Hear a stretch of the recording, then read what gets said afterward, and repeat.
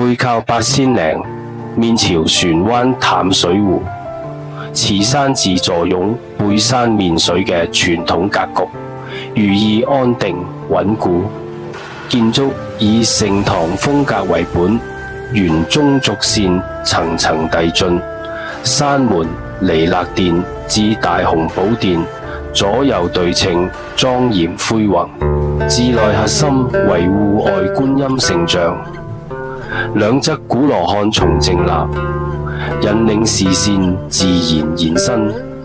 園林間松竹掩影，山石流水，蘊藏藏風聚氣嘅祥和氣場。